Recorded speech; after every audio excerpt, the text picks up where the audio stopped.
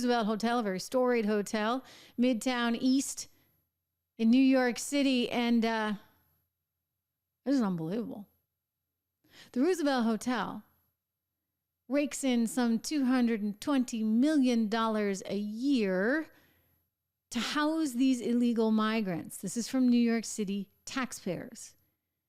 But it turns out the Roosevelt Hotel isn't actually owned by an American or the city of New York or anyone in New York. It's owned by a Pakistani airline group, which is owned by the state government of Pakistan. How do you like that? It's unbelievable. Unbelievable. This lease agreement, look at that pretty hotel. They were bragging about this in a press conference. They were bragging about how it's going to generate $220 for the Pakistan government. This is the Minister of Railways and Aviation. My gosh.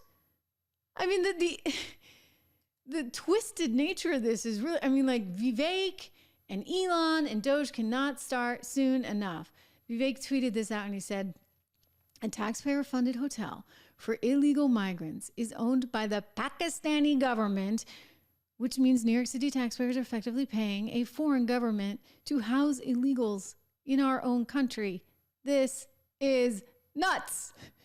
You can say it again, right? Completely, totally, utterly nuts. So what I would like to know is who's getting paid off in this scheme.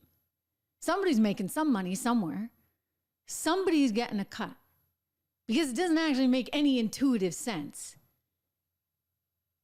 that we are paying and subsidizing Pakistan, which is not exactly like a huge friend of ours, with New York City taxpayer dollars so that Pakistan can get paid to house illegal migrants, 7.7% of which have criminal records in the city of New York. I mean, this is bonkers.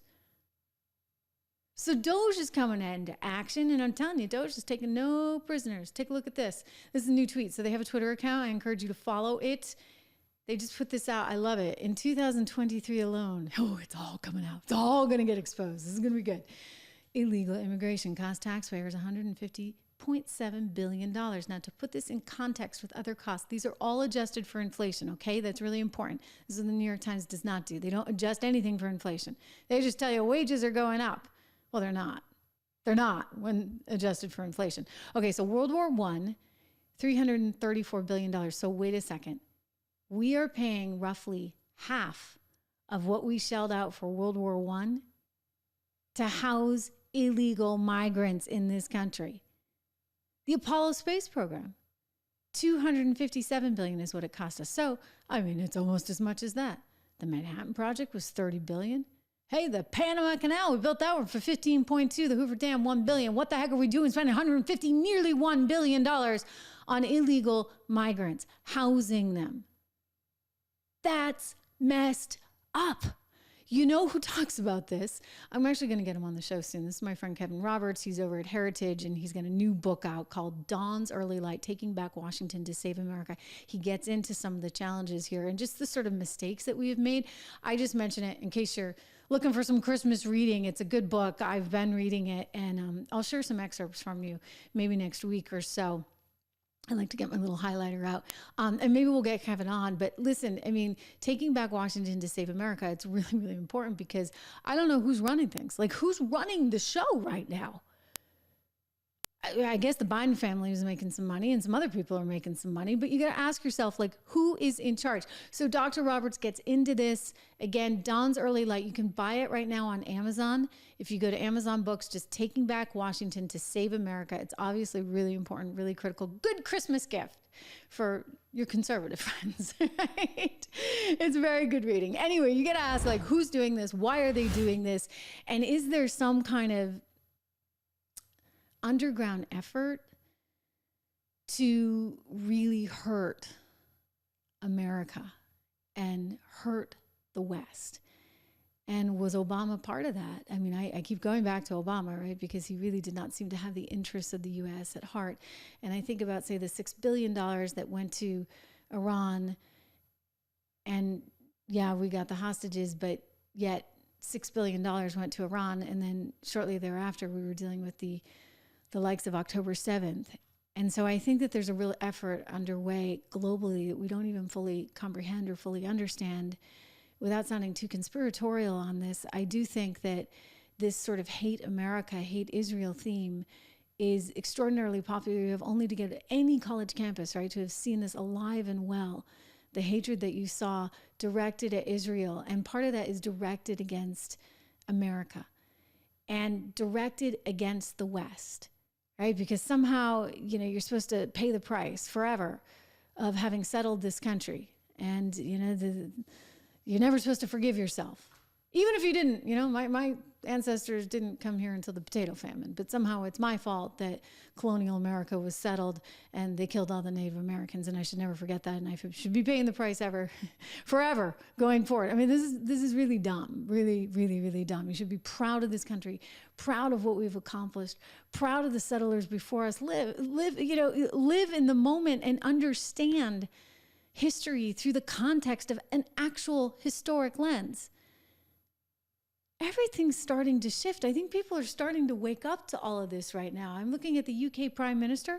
This was amazing. He came out over the weekend and he said, we got a problem. We have been a giant experiment in immigration gone wrong there in the UK, and there's some other force at work. I want you to watch this. I'm happy that people are waking up to it. I hope it's not too late. What the British people are owed is an explanation.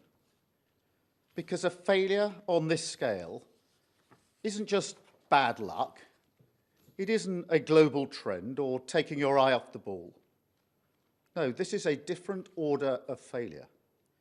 This happened by design, not accident. Policies were reformed deliberately to liberalise immigration. Brexit was used for that purpose, to turn Britain into a one-nation experiment in open borders. Global Britain. Remember that slogan? That is what they meant. A policy with no support, and which they then pretended wasn't happening. Amazing. Really amazing. He just called it out. There was a desire to infiltrate those borders with everyone from, very different cultural backgrounds. Why did they do that? Why did Angela Merkel open up Germany? I mean, was this World War II guilt that she was still suffering from? I don't know, but they got a whole lot of problems in Germany that they shouldn't have, especially vis-a-vis crime on women, which just don't get me started. It makes me really, really, really angry. I'm sorry. You have your cultural norms. We have ours. And guess what? We value and respect women. And nothing's going to change that.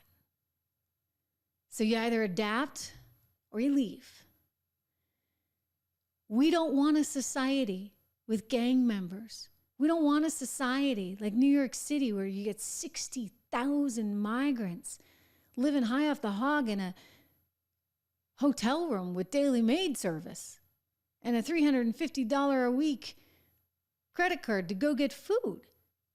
Gang members, known criminals. I mean, this isn't prejudice in any way. This is just reality. And people need to wake up to the reality. I think America did. That's what happened. And now everybody is like, okay, I can do this too. Kathy Hochul over in New York, the governor of New York, Eric Adams, the mayor of New York City. They don't want migrants, criminals in their state. They don't want them in their cities. And so finally, we're coming back to some kind of normalcy. You got the UK Prime Minister who feels that he can come out and speak as well. But you got to ask yourself, what were these schmoes trying to do for all that time?